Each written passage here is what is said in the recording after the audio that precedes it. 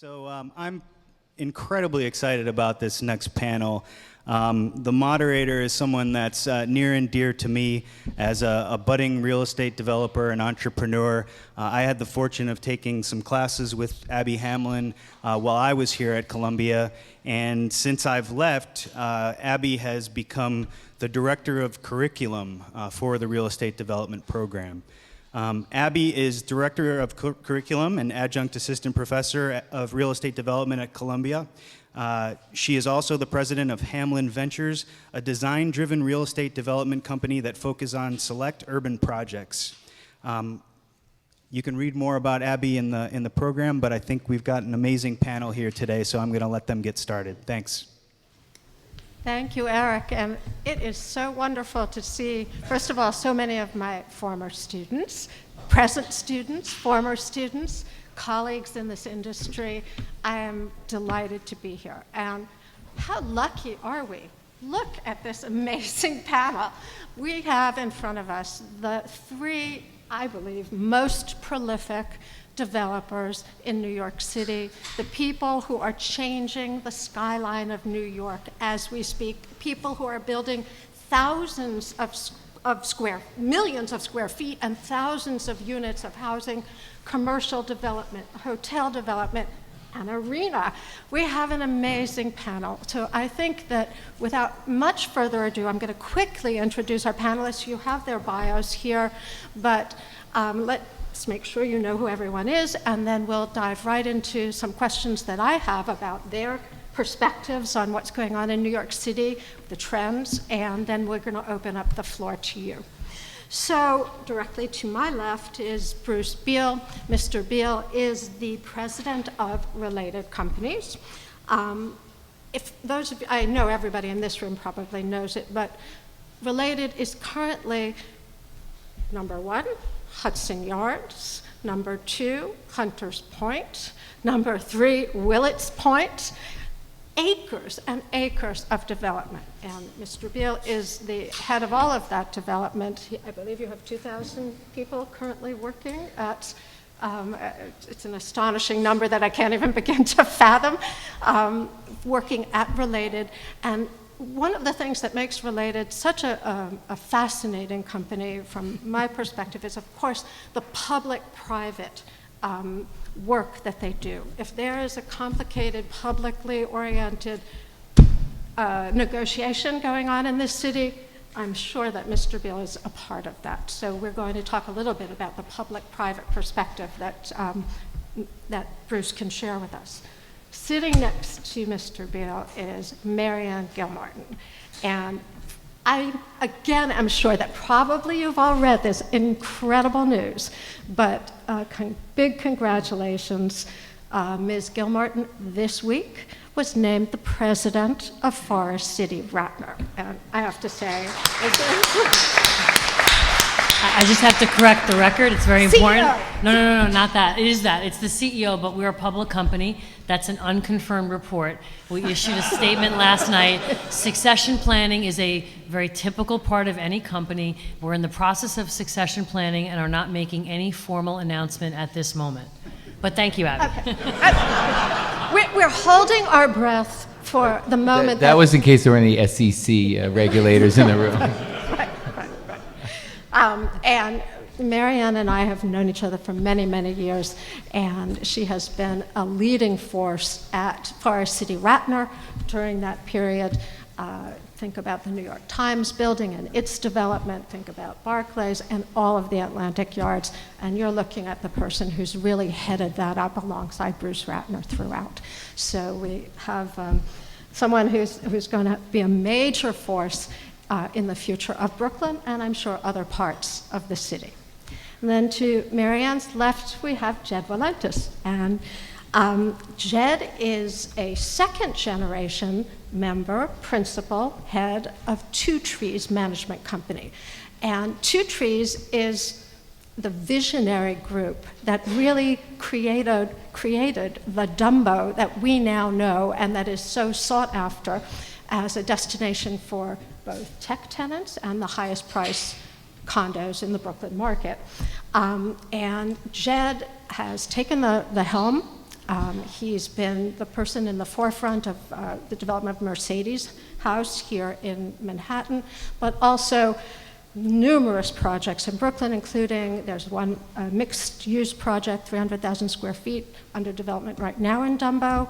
A project right across from the Brooklyn Academy of Music that he's taking through ULURP at the moment, and then, of course, the Williamsburg waterfront.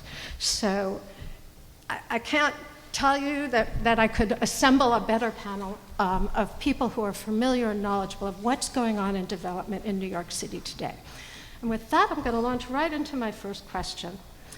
And Jed and I were talking about it over there. I personally found Hurricane Sandy and its aftermath to be a very sobering moment in my thinking as a developer. It's actually changed some of where I'm interested in development, and it's changed my thinking about New York City and how we as developers have to contribute to its infrastructural strengthening. How about you? Jed, you had a different perspective on that. First of all, thank you for having me. It's a privilege to be here. There are not two people in the industry that I have more personal fondness for or respect than the two people sitting next to me. I'm not sure I'm quite in their league, but it's nice to be here. In terms of Sandy, and I'm not sure how much of this is intellect or just blind optimism in me, because a huge amount of our real estate investments are on the water. We just purchased the Domino sugar site. But it didn't fundamentally affect my thought process about the city at all. It was a horrible event. And I see it sort of as a binary condition a little bit. I think if for the people who own single family homes in Sandy Hook or Coney Island or Staten Island, it was a total catastrophe. And that's not what I'm gonna answer the question from that lens. From a multifamily real estate development in dense parts of the city, and Dumbo took on a tremendous amount of damage. It'll end up costing us millions of dollars. To me, it's kind of a part of life. We've gone through 25 years down there and had lots of unexpected good things that happen. And sometimes you have unexpected bad things that happen. And I don't call and make a fuss when we raise rents unexpectedly or when interest rates go down, or there are lots of positive things that we don't control that happens in our industry. This was a negative thing, and there are certainly things we can learn from it. We can get electrical services and other electronics and controls out of basements that are prone to flood. We can build with different materials in places that are prone to flood. We can be aware of what retailers occupy what spaces and where they put things like kitchen infrastructure. And of all of our tenants in Dumbo that got flooded, the two people that are not yet back in business are people that had big kitchen installations. But I do not take this from a developer's standpoint and say we shouldn't go and invest near the water. We can invest marginally smarter and we can make some adjustments on the margin. But I still think that the waterfront is a people that people want to be, where they want to work, where they want to live. So from a developer's standpoint, I'm not deterred at all, and we're going through a Domino process, and we're working with Vishawn and his team with GSAPP. And we're cognizant of things to learn from, and we're going to try and build less basements there than we might otherwise build. And everything has a cost and a drawback. When you pick stuff above the ground, how do you camouflage parking, and there are issues like that. But I still think that the New York City waterfront's brightest days are ahead of it. I don't think that we're not going to have flooding again. We're certainly going to have flooding. From a citywide standpoint, you have to look at certain infrastructure improvements, and if you're Con Edison, maybe there's a different answer to this, but that's, above my pay grade. And I think that for the most part, accepting a lot of personal tragedies, the reality is that 99% of the economy of the city was back up and running, within a matter of days. So I'm not overwhelmed by it at all. Do either of you have other? So I'll choose to answer it as citizen Gilmartin, not developer Gilmartin. as a girl from Rockaway with a brother who swam out of his home with his children on his back.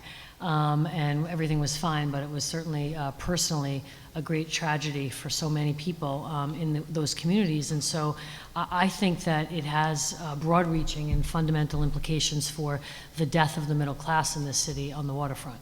And I think that, again, as developer, it might present great opportunities. As single-family homes go along the waterfront, I don't believe that many of those people can afford to and will be able to rebuild their homes. So from a civic perspective, leaving the P&L aside, I think it does have certain takeaways and there are best practices and lots of postmortems that can be done.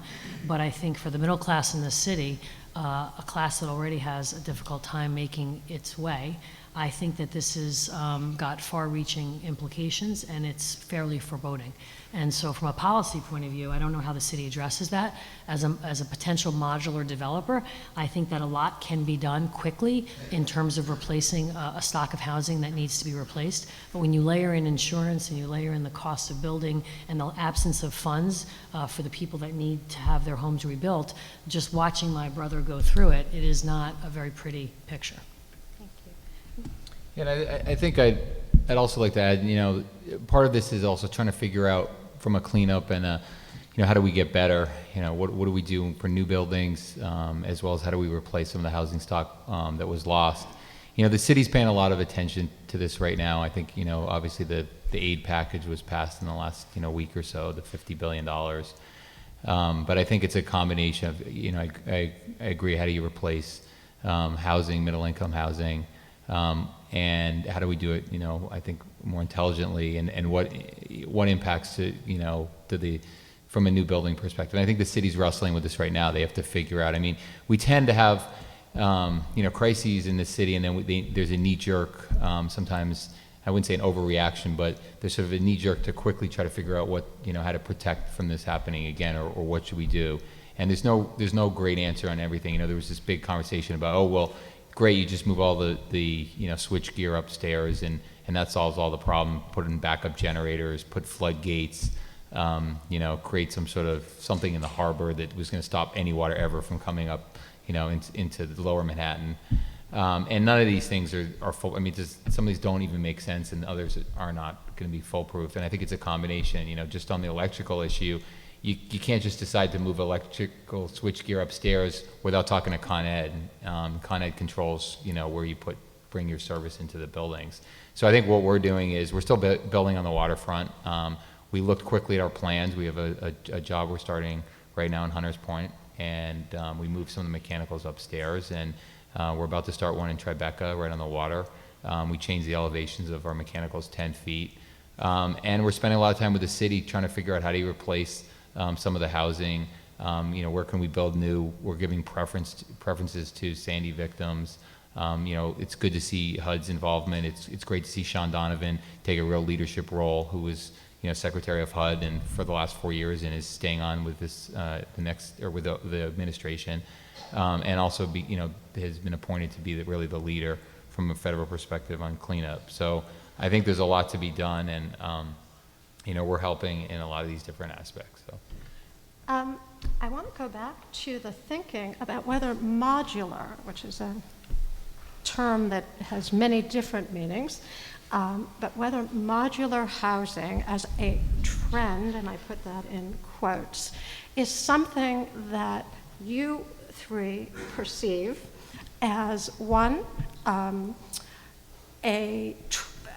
opportunity, to a place where you can use the technology both to intervene with the union negotiations, labor negotiations, which are a large part of cost in development in New York City, and whether the affordable housing, call it crisis or need, that we have here in the city can be positively impacted by modularity. And maybe we can start with MaryAnne, because of course your Varsity Ratner is currently developing the tallest modular building in the world, I believe is correct. And I understand that SHOP is the architect, of course, for that, and is developing the system, the modular system. So I'd love to hear a little bit more about it, both technologically, is this something we should all be learning about? And then what are the cost impacts and labor impacts and affordable housing impacts? So I'll do a very condensed statement on modular. For us, it was the need for a breakthrough. I mean, in our industry, I can't say that we're innovators as developers. We tend to do things along the lines of how we're used to doing it, and I think that in construction, the craft of building has been done the same way, a grandfather to great-grandfather and beyond. And so we entered this proposition knowing that if we tried to do something that was dramatically different than the way it's typically been done in New York, that it would create friction, and that we would need to invest lots of money and time, and that it was risky because it's not an industry that innovates easily. There is no R&D department at Forest City Ratner Companies. And so we put about $10 million into an effort that started 2 years ago when the mere naming of a modular idea would evoke thoughts of prisons and parking garages. And so we said that if we just got the real estate community talking about modular in a way that was appropriate and informed, that we would have accomplished something. Because people needed to know that back in the days of Buckminster Fuller and Frank Lloyd Wright, modular's been an obsession for many architects because of the ability to control the quality and to do something perhaps greater than what's presently capable of being done on site. And so we were excited about it, but not clear whether we'd actually have a breakthrough. And so we're doing a steel building, which for residential is a departure from the norm. It is a chassis. It is a methodology that I like to say is process innovation, not product innovation. In the end of the day, the building is not dissimilar to the building we built on 41st Street called the New York Times headquarters. It's a steel building. It's the way that building is put together, the fact that 65% of it is assembled off-site in a factory, that every floor of that building is built on the ground floor, and that is a safer building built with union labor, for which the union labor rate in the factory is dramatically less than the on-site conventional construction rate. And so we knew that we need to accomplish a lot to get that building in the ground. We not only had to drag an entire design and construction industry along with the idea, we had to get a union agreement that made sense, and then we had to convince a bunch of lenders to give us money. And so it took a long time. It took basically, when we really decided that we would do the modular version of the building with SHOP, it was about 1.5 years of a quest to bring all of those parts of the Rubik's Cube together. And I can say that in December, we did close on that loan and start construction, and we opened up a business in the Brooklyn Navy Yard where 125 people come April will be building these chassis. And this is intellectual property, we believe. I mean, we're hoping that we can control the use of this technology. But as I said, it's not particularly complicated. I think the various parts and how they had to come together is extremely complicated and an absolute headbanger, but we did get it together and got it done. And the most fascinating piece is the labor piece, because in this city, I think we all have experiences with labor where any kind of breakthrough progressive concept seems like it would be almost impossible to achieve on any predictable time frame. And the work that we did with Gary LaBarber and the trade union was really about a recognition that modular construction is coming to New York City, be it a bathroom pod, a single-family home, or a tall building, and that it was inevitable, and that the unions needed to understand that we were inviting them in as partners, and they could choose to come in and be partners with us and do it together, or they could look the other way, and it would happen anyway. And the way we did that was with data. We put a bunch of really smart people in a room and said, map the entire city from 2006, and let's look at how many buildings were built with union labor, and then let's compare that to the present. And so we told the unions that they had 68% market share for everything built 50 units or greater in the city in 2006, and that number had migrated down to below 35% presently. And obviously they took their eye off the boroughs, and so we were probably the only ones really and truly committed to building union in the boroughs. Who would blame a developer for not doing it, because it costs the very same amount of money to put a building up in Brooklyn as it does Manhattan, but you don't get the rents. And so really through a proposition that was fairly compelling, we brought the union along. We signed an agreement, and we have a wage rate in the factory that is very attractive and critical to the business model. And the last thing I'll say about modular for Forest City is we have no interest in building low-rise modular. This is all about high-rise modular construction. It could be data centers at some point in time, but the business model is very clear for us. We believe a lot of underutilized sites, a lot of troubled sites, and a lot of potential affordable housing sites could be activated through modular construction. And so the last question, the last part of your three-part question was, what are the implications? I don't have a crystal ball, and we have to have success with the first building, and the best advertising for modular is a giant building, B2 in Brooklyn, USA. That tells the world it can be done. Now, beyond that, does it mean that if a site has a land cost of $50 a foot, and we all know that land costs and low income and affordable housing don't go well together, and you can save $50 a foot on construction? Maybe, if you're willing to build union labor anyway, you could take what was saved on the constructability issues and use it to put land into a pipeline where maybe you're going to build more affordable housing than you otherwise would. But that's a policy issue, and that's a really heavy-duty proposition, and all we really know right now is that we have a building for which a lot is riding on it, and we're all very hopeful that it produces the big win. But it really involves pipeline. You don't start a factory, open up a business, and build one building. So we're in it for the 15 buildings of Atlantic Yards, and we're in it for the business beyond that. And we hope someday to be Bruce's client, that he would be our client, and he would come to us and say, build me a modular building. That's the next question. That's the next idea. That's the idea, is that somebody, third party, would say, they figured it out, they cracked the code, they have a business, they're feeding their own pipeline, but they have excess capacity. Does a developer come to us and say, a design build sounds great, draw a box around it, tell me how much it costs, and give me one of those buildings? So who knows? So let's ask the two others on this panel whether, not today necessarily, since it sounds like just in terms of the volume of activity and getting up and running as a manufacturing facility, that you're going to be busy for a while manufacturing your own buildings. But in the future, could you envision working with a system as opposed to really the hand-built buildings that we do today? For sure. I mean, I don't have a site where I could necessarily envision that sitting here today, but the thought process behind this is 1,000% right? We need to find a way to control costs in this town, and Bruce can tell you more than I can because they build in other cities. I just build around here, but there's no reason that it needs to cost what it costs to build in this town, and despite what other people might tell you, that's why your rent is so high. Right? It's a barrier to build buildings. It's why there are only a couple of us that can do this, and it's why rents are so high. And the elected officials might not like to hear that or tell you that, but it's irrational what the cost structure of building things is in this town, and it's different than any place else in America. And the glass costs the same, and gypsum costs the same, and copper costs the same, so it doesn't take a genius to figure out what's different. So finding smart ways to control that is really important.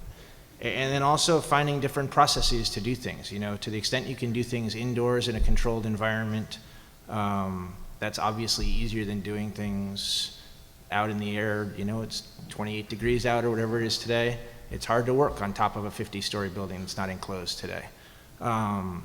So I really tip my hat to MaryAnne and their organization. I think there are probably going to be growing pains like there are with every major new initiative that one takes. I think it's incredibly complicated. We had neither the guts nor the resources to try to figure it out ourselves. But I certainly think that all of the thought processes that go into their decision making are totally right, and I think we're all going to be learning from them for a long time. Thank you. Bruce, a question.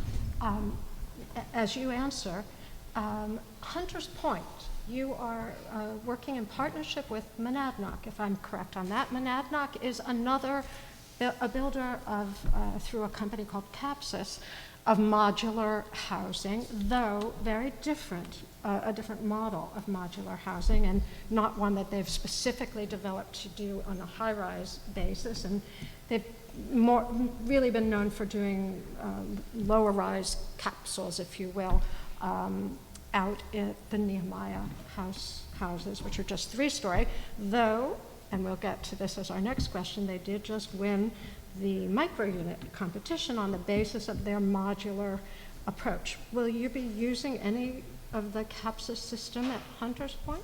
I think big picture on modular housing, It was interesting. I actually toured. We've been doing business with Mandarin for years. We built 6 buildings already over in Roosevelt Island with them as a partner, and then they were a construction manager with us on one of our high-end projects and developments on the Upper West Side called the Harrison, the luxury condominiums that we sold for close to $2,000 a foot.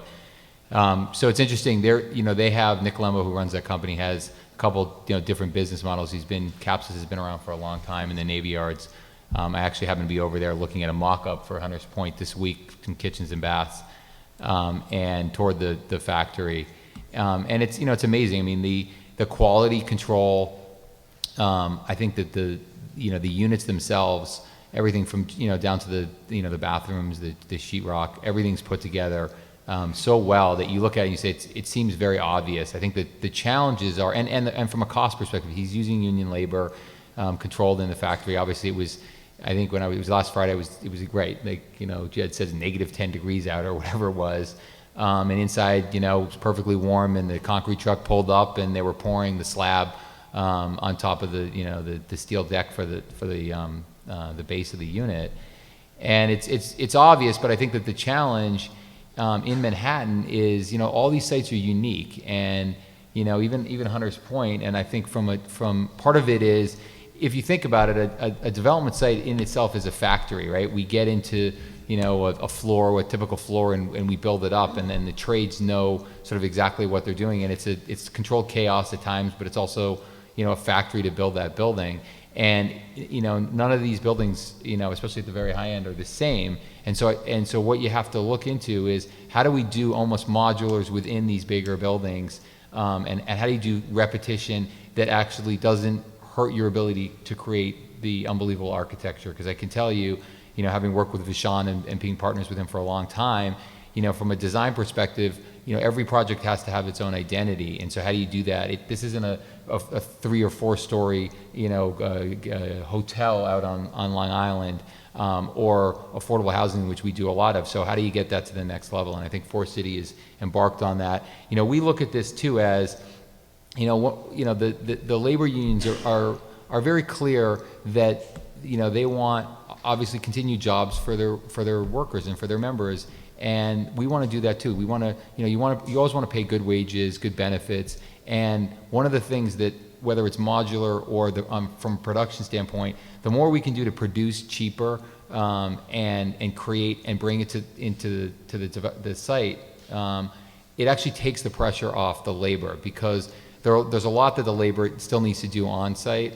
Nick's module, 2-bedroom, I think it's under $100,000, but they probably do about half that much work on site as well, because you have to attach these homes and put them on the site. So, how do you create, those things in the building so that we can build faster, build better, and actually take some of the pressure off the unions? And the other thing you hear here in New York, and I'm not going to stick here on modular, but just in construction in general, is made in the USA, or you want to make it locally. Well, the reality is the labor unions in New York City, they'd like to say that things are going to be made in the US or locally. The reality is they care more about their jobs here and their wages here. Windows are produced, in Canada, in China, in Wisconsin. None of those jobs exist here in New York. So the interesting thing is that the labor unions are very open for this. Where are these materials produced? Are they going to be produced here? Well, if they're really going to be produced here and we're taking those jobs away, from New York State or New York City, then it's a negative thing. But in most cases, countertops, where are countertops, made? Where are cabinets made?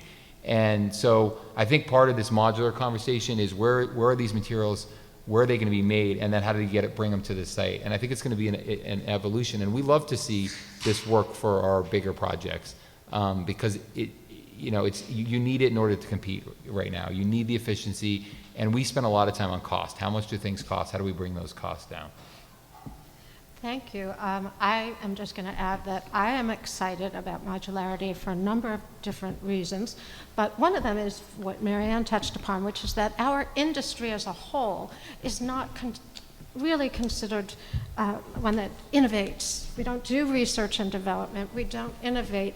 rapidly. So the fact that we're making some movement to address some of the issues that it's not a panacea, this isn't the solution to every problem that we have, but it is something that I certainly want to keep my eye on. And I'm going to go to one final question with regard to innovation and residential development, and then we'll segue into commercial in a second. Micro units. Okay. I was not a winner, but I was a finalist in the micro unit competition. And so I obviously feel that micro units are something that the city should be looking at. And micro units are, right now, New York City zoning doesn't allow for units under 400 square feet. And the micro unit competition related to a specific site and allowed developers to think about the design of units that ranged from 250 square feet to 399 square feet. And in this case, Monadnock was able to come up with the winning unit. But how do you feel? Do you feel that the change in the zoning is something that's warranted? Is it a good thing for the city, for developers? Is it an opportunity that you perceive for yourselves in the future? Or is it just, a small site that is happening to be developed with 55, I believe, micro units? And is that the end of it? Very good. Want me to go? You want to go first? I don't care. I don't see how it can possibly be a bad thing. I think it's a bizarre notion that government should tell people how small an apartment they can choose to live in. As we've talked a lot about, there are a lot of consumers of housing that are dollar constrained. A huge chunk of our business, not all of it, is square footage. There's a relationship between square footage and cost. And there are lots of very rational people out there who would choose to spend 60% of the cost and live in a 250-foot unit instead of a 400-foot unit. And for government to be like, oh no, you can't make that decision, makes absolutely no sense to me. So I think that idea that they should restrict that is kind of a relic. I don't know when it got put in the zoning code, probably back in the 60s when they wrote the zoning code. But I can't imagine why it makes sense and why the whole city is not better off, at least exploring this and seeing what the market thinks about it. Certainly in lots of conditions, from an affordable standpoint, I think there's a role for it in the market rate housing world. But if you look at the tremendous demand to create affordable and middle income housing, if you want the development community to be able to produce more of that, you're basically going to get more of that if you can compress it. Now, what's too small, I think you have to leave that to the market to some degree. But there's no downside to this conversation from my standpoint. Yeah, I agree. I mean, it's ironic because we do a lot of the 80-20 developments where you have 20% affordable and and 80% market rate, and it's always been a great program. You have everybody mixing, and you don't. Traditionally the finishes were pretty equal, although sometimes the units were a little bit smaller on the affordable side, and that was something that it's ironic because that was something that the city used to push back on pretty hard, and even at the state level, at the housing agencies. Well, you can't make a studio less than the following square feet, and for us, it's really about you can have a 500 square foot apartment and a 395 square foot apartment, and the 395 square foot apartment can be much more efficient and much more usable.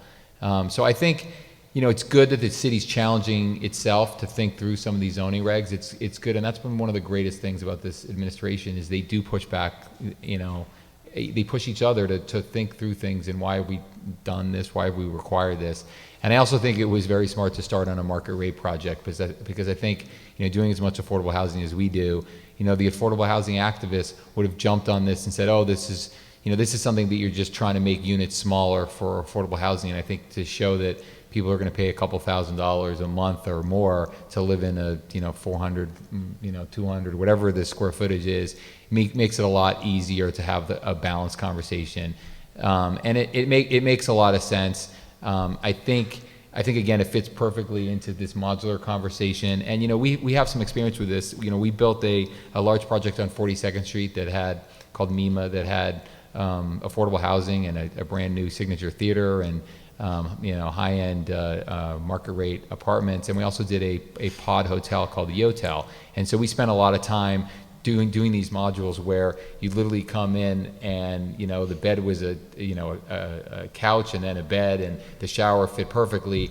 And it's very difficult too, because it's like a Swiss watch. Everything has to fit. And we learned a lot from that process, and we're already carrying some of that knowledge base into just the general units we design every day. And I think that's a great thing to challenge the development community, to do that. And I think that's one of the problems that our industry has. I think big picture on all these conversations. I was up on on our deck on 30th Street this morning. We're pouring concrete and with the buckets, and yeah, there's a pump on another job close by, but it's just like, how is it that the same techniques, 40, 50, whatever years ago, it's the same? How could it be the same, right? I mean, that bucket looked like it was, from 50 years ago, and it's just inefficient, and we need to force ourselves not to be dinosaurs. We're probably the worst of any industry when you look around, and not challenge ourselves. I think we're getting a little bit better in some things. I think in some of the mechanical, the HVAC, we've done a lot better. And I think that's one of the other pieces of this is the size of these units, the habitability, having a kitchen in a 300 square foot apartment where you're cooking, you got to do better on HVAC systems. So I think that there has to be other things linked to these programs to make it so that these units are habitable.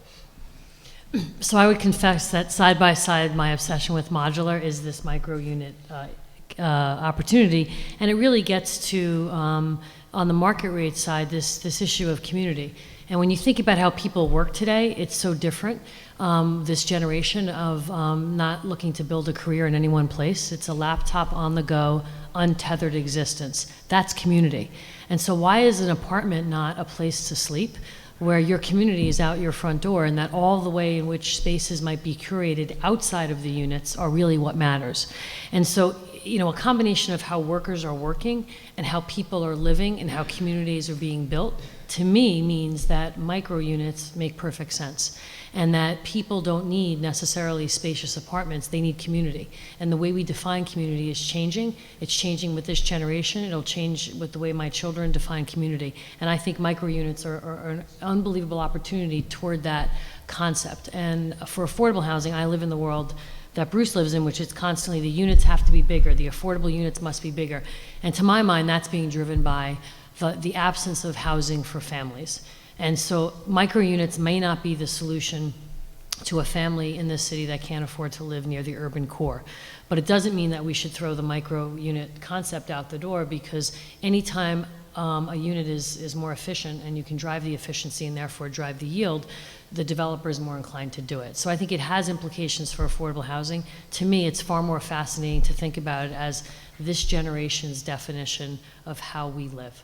And we see it all the time. I mean, all you have to do is go into one of the super high-end airlines, in first class or whatever, and you see these pods they have with, the way that they design the seats and everything. So it's, the thing that our industry needs more than anything else are really strong engineers that are actually coming through from on the design and the business side, so that we can really challenge ourselves across the board in every single thing we do to try to be more efficient. And you think about the pod or the small rooms or whatever. I mean, all you have to go to is an older Schrager hotel. I mean, and it's funny because these little rooms where you go in, you try to brush your teeth, you hit your head on the mirror, okay? You can't close the door behind you. You can't get through your bag through the hallway into the room.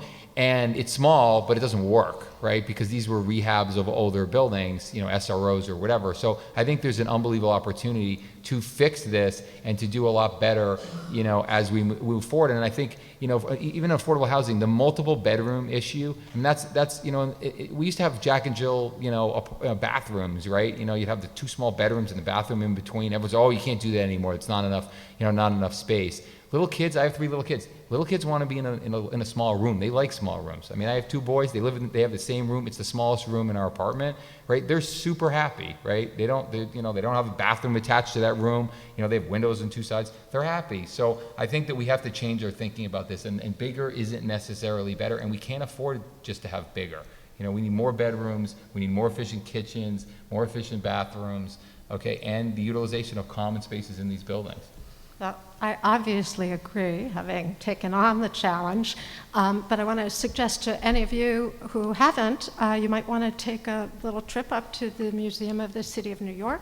There's an exhibition right now called Making Room, and there is a mock-up of a micro unit, but in addition to that, there are many different designs and presentation of some of the ideas about how you might design a smaller apartment so that, a smaller unit, so that it can be more efficient and well used. But in addition, what MaryAnne was saying, what does a building that is primarily made of micro units need as common space? What kinds of communal living, lounge areas or other areas? And I'm seeing two developers who did some really great stuff. They're sitting right in front of me here in Dumbo on a rental building at 220 Water. Yes, where it was a renovation of an older building, and the common spaces are just incredible. And when I was there visiting, the lobby was filled with people with their iPads and laptops sitting together, and they were not in their apartments, they were in the lounge. So anyway, Museum of the City of New York. Let's move on, because I don't want to ignore commercial development. It's not what I'm currently focused on, but certainly we have Hudson Yards that's represented here, and we have thinkers who understand what's going on in the commercial market.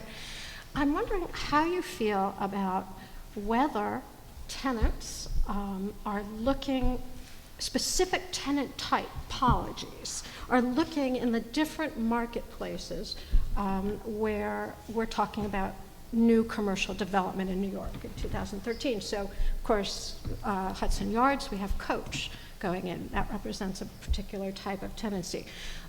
World Trade Center, we have more media, based tenants too, I believe, just have been announced there.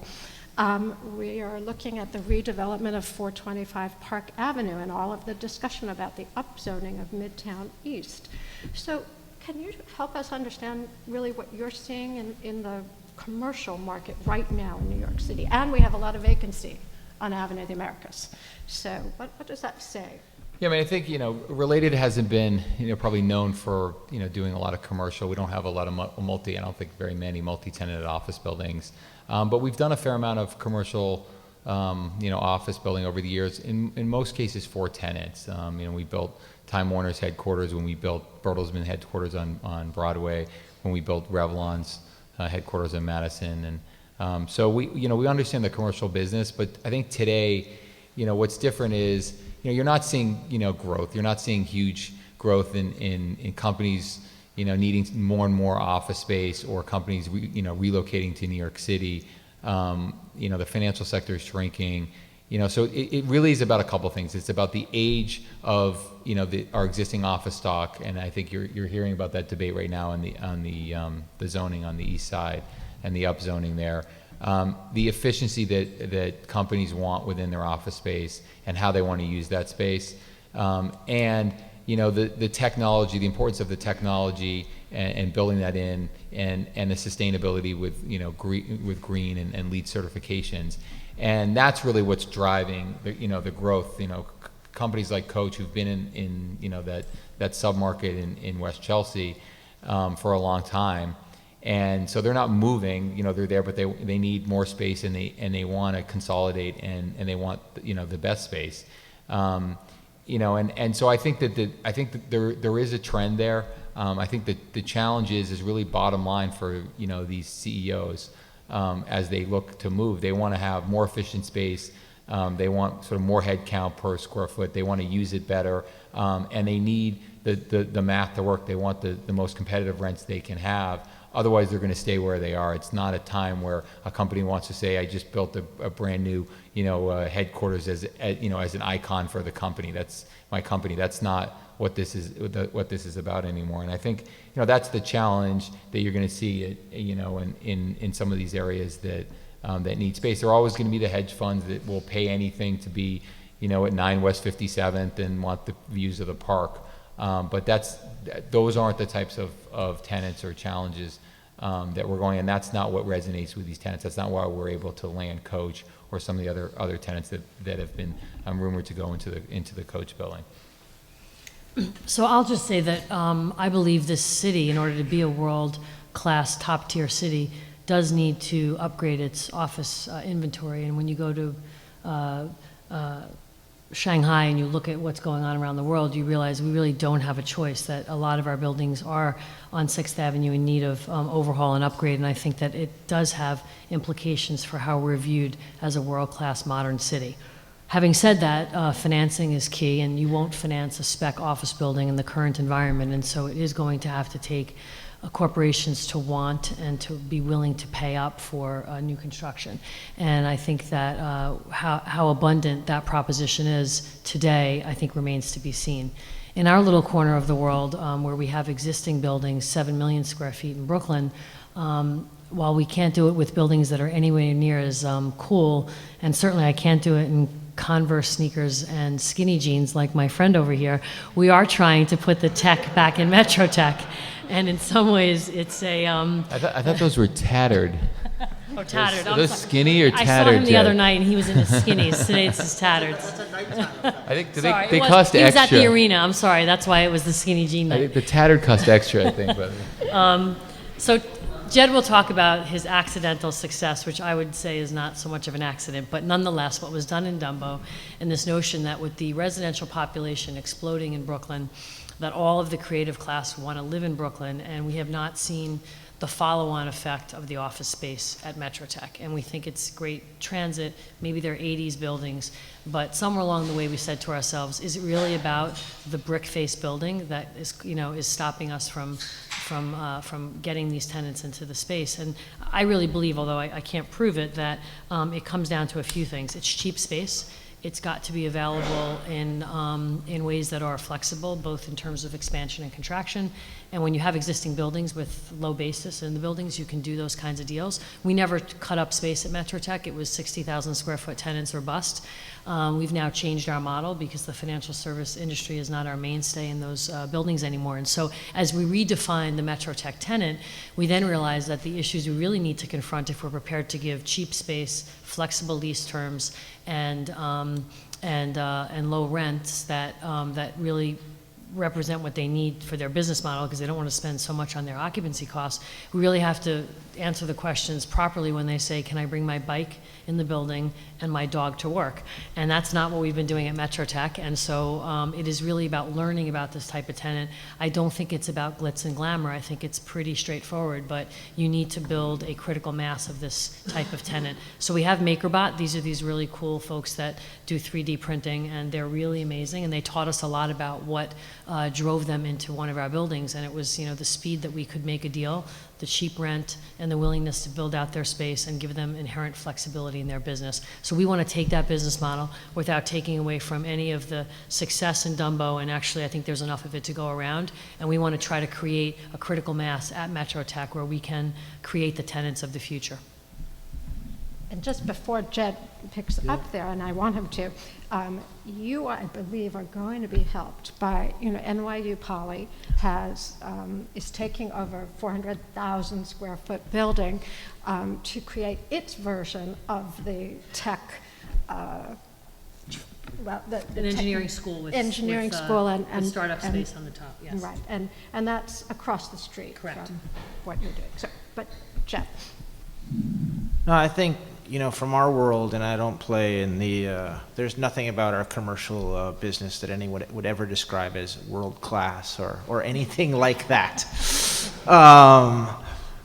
We play in a very different market down in Dumbo. We've got about 2 million square feet of commercial space. And it's very specific. And I think what MaryAnne touched on in terms of culture is really the right thing. I mean, we treat those spaces almost like apartments. We never tried to be very smart about what those people did. At the beginning, I would ask questions, and I had no idea what the hell anyone was talking about, so I very quickly stopped because that was embarrassing. But we really treated it as an apartment model at the beginning. We rented 1,500 square foot spaces. We started out renting 10 years ago for $8, $9, $10 a square foot. If they disappeared in the middle of the night, It didn't cost us any money. None of them had brokers. None of them had attorneys. We repainted the place and rented it to the next guy with an idea. And it's changed now. I mean, some of those companies have grown up. We have 5 or 6 companies who started at 5,000 feet or less, who now have 50 or 60,000 feet. And now it's become a bit of a policy problem for us, because we're out of space. We can't inject helium into the buildings and make them grow. And for the first time now, we're having to choose between accommodating the tenants that have been with us for a long time and are growing. And when a 1,000-foot tenant needs more space, they need another 1,000 feet of space. That's really easy to accommodate in a 2 million square foot portfolio. When a 70,000-foot tenant needs more space, they need 25 or 30,000 feet of more space. And now we're forced to choose between, do you accommodate the big tenant that's growing, or do you, and wipe out 25,000-foot neighbors of theirs? Or do you support the little tenants that were the reason for your success to begin with? And it leads to a policy sort of question for the city.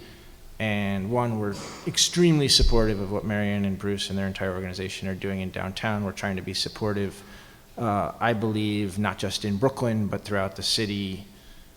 You know, and I think the three of us all understand this really, really well. But rising tides lift all boats in our cities, and more than being in competition with each other, the three of us are working together to make New York a more desirable place. And our industry is really a referendum on the health of the city.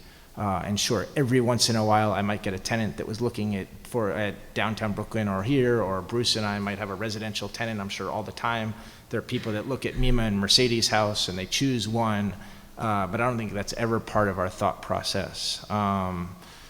So I think we're trying to all create a commercial environment that works for the city and the vitality of the city, and there are lots of different components of that.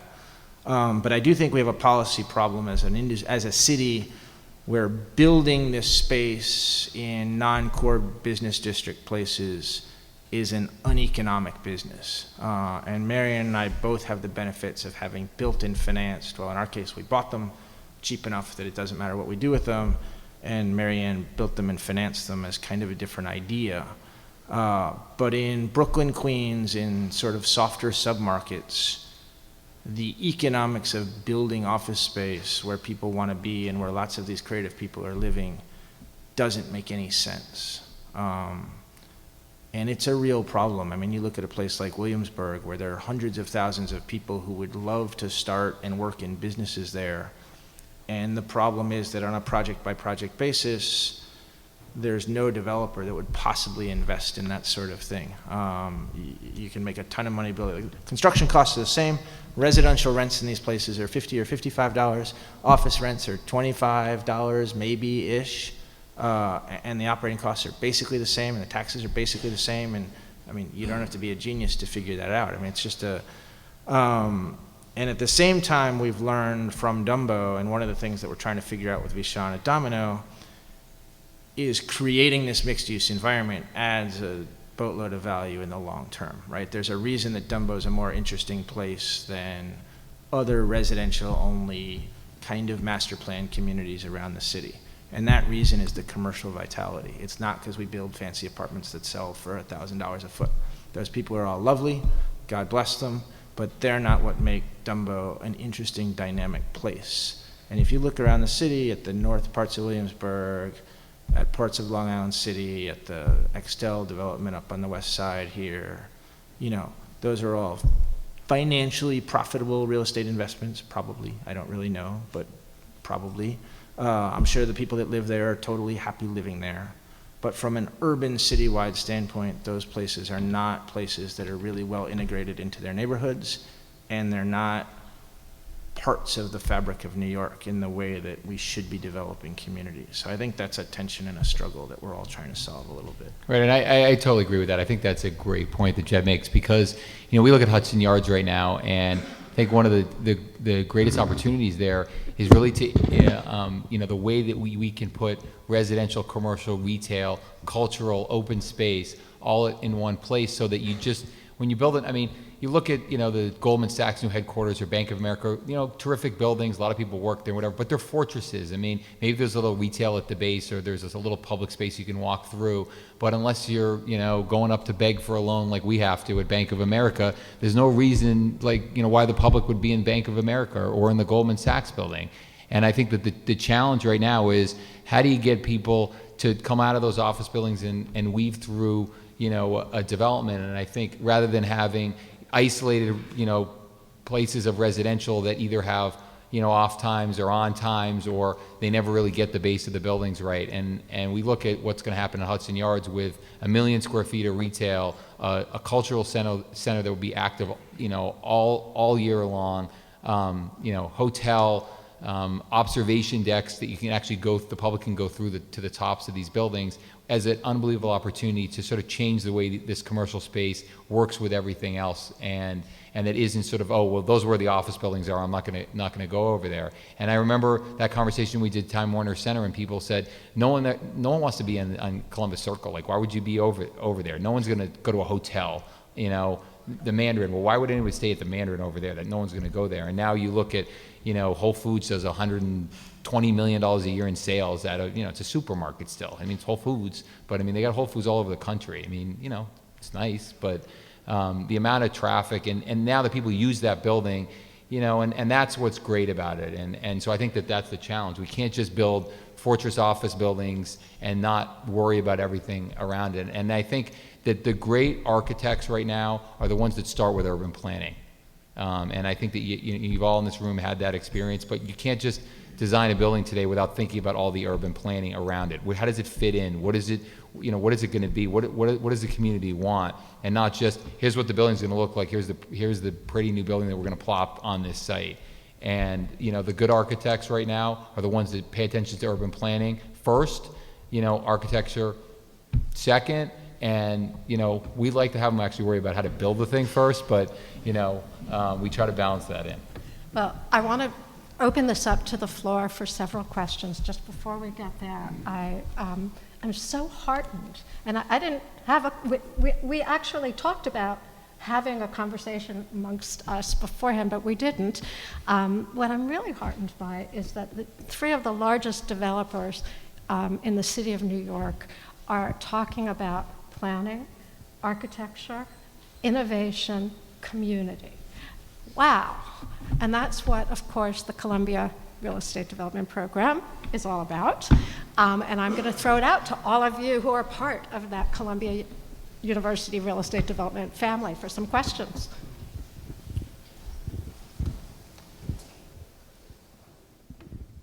Hello. Hi. It's been my feeling that the reason why the industry doesn't innovate is because the prototype is the final product, whereas in most other industries, you have a prototype before you could actually get to the final product. That being said, my question to you, Mr. Beal, is how does one of your projects, equivalent to Mrs. Gilmartin's modular project, how does the gestation period compare to this, to the modular project, such as by gestation, I mean the pre-development and value engineering stages? How long? I believe, Ms. Gilmartin, you said yours was about 1.5 years. What would be for an equivalent building for you, Mr. Beal?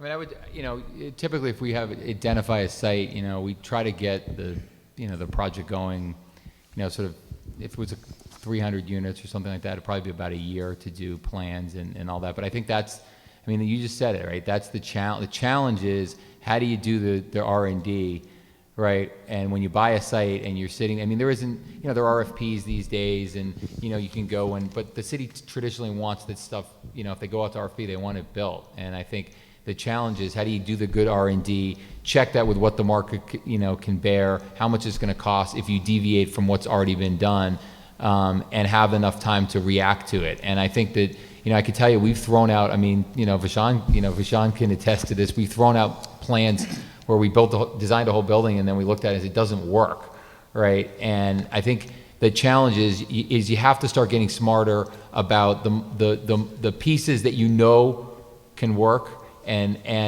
the sort of the other parts of the building that you can have some flex to. So we think about that sometimes in terms of skin, you know, mechanical systems, the way it interfaces with some of the public spaces. You know, unfortunately here we also have the zoning defines in a lot of cases what we can do. I mean, you know, you go into West Chelsea, you know, Vishawn was very active when, you know, that zoning was done. We can buy a mid-block site, and we may want to convince somebody that it should be 212 feet, but the zoning is 135 feet. It says what the street wall has to be. It says what the parking requirements are or aren't. And so we start with that, with a constraint, and then we work from there.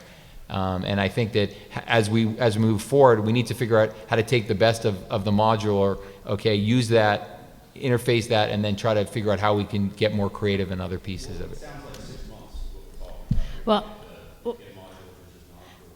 it's actually not that linear. I think you have to say that it was a conundrum coupled with a recession that gave us the ability, because it's really, necessity is the mother of invention. So what happened to us is we broke the three major rules. When you build affordable housing, you don't do it on land costs, you don't use union labor, and you don't build high-rise. And we were doing all three. So throw in a recession and you got a problem. So notwithstanding the fact that the meter on the equity we had in the dirt was ticking, and you would not want to wait any longer than you had to build, we had a problem. And that problem is what compelled us to look at modular. But to Bruce's point, we designed a modular version of a building we were designing side by side. So for B2, I have two designs, a conventional and a modular. And I paid full freight, I might add, to build both of those buildings. And that is not, that's not a cheap date. Why do we do it? Because we needed to have the ability to pull the trigger on one or the other of them. And that's not what you really want to do if you don't have to. But again, it was born of necessity because we didn't know if the conventional building would pencil out in a way where we really want to pull the trigger. And so we took the risk, but it was an expensive risk. So when it's all said and done, in a perfect world, when we prove modular out, it's the speed to market for a modular building, beginning to end, is much quicker. And so we think if an 18-month life cycle for a building's construction, just take it from the point that the plans are finished. If it's a fairly tall building, call it 35 stories or greater, 18 months to market. We think it can be 12 months or less with modular. And it's really about the side-by-side activities. You're digging out the hole and creating the foundation at the very same time that you're producing mods in a factory, and that allows you to pick up unbelievable time savings. But we wouldn't not look at something because it's going to take longer. And I agree. I mean, we designed two buildings out on Roosevelt Island, one out of steel and one out of concrete, and I did two sets of structural plans for that building because there was a problem between concrete and steel at the time. Concrete prices were going up too much. Now we ended up doing the concrete building because the concrete contractors actually, found some religion, and brought those prices back down. It was because you had that other design. But you had another design, and we've done the same thing on facades. We've done a precast facade, full drawings, as well as sort of the handset brick job with installed windows in the field. So we don't just look at it and say, well, we can't design a modular. We wouldn't do this because it's going to take 6 months longer. It's about the ability to actually execute on that down the road. Hi, Dermot Johnson, class of 2005. Thanks very much, all three of you. It was great to hear you speak. Quick question: which pockets of real estate in Manhattan do you see over the next 12 to 24 months with the biggest potential growth opportunities? And then conversely, which pockets do you think would be most stagnant? And let's just stay within Manhattan. I mean, Jed's got a great site in Dumbo. I mean, that Domino site's fantastic. So I don't know. I like that. I like the Brooklyn waterfront. I mean, I don't know. I think it's the Hudson Yards. I think look West. I can tell you a couple facts that sort of how do you think about this? The Upper East Side 10 years ago, young, whether it's students or people coming into the city or young professionals, the Upper East Side was the Upper East Side. In West Chelsea, so 10 years ago, we built before we built the building on 17th and 10th Avenue called the Caledonia. That site was the Chelsea Garden Center, a company that used to produce food for JetBlue Airlines, a nonprofit theater, and we had no idea what was going on in one of the buildings. And that, so people didn't live over there. So that building now gets a 35% premium over what's in the Upper East Side. And so how could that be? How could it be in 10 years where everyone wanted to live in the Upper East Side and now West Chelsea, is a 35% premium. And it's not just because one is newer than the other. So I think West Chelsea is super hot.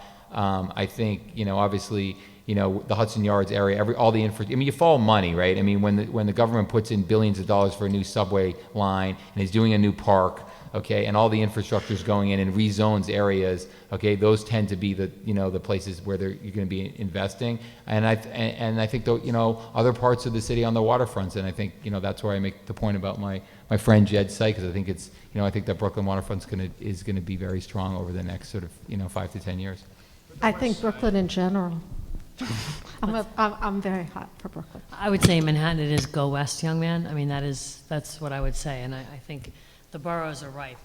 Yeah, I think, Brooklyn and Queens are still under everything, right? They're under stored, they're under hoteled, they're under built, they're under amenitied. I mean, the Barclays Center I have the utmost respect for the job that MaryAnne and her team did there. It's a spectacular accomplishment, and it's a pleasure to be there.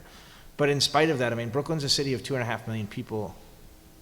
There's still a handful of things to do there. If you take Brooklyn and you move it any other place in the country, it would have its own football team, and it would have its own this, and it would have 17 of these, and it would have 96 hotels, and it's the 4th largest city in the country all by itself, right? And the story in Queens is not so dissimilar.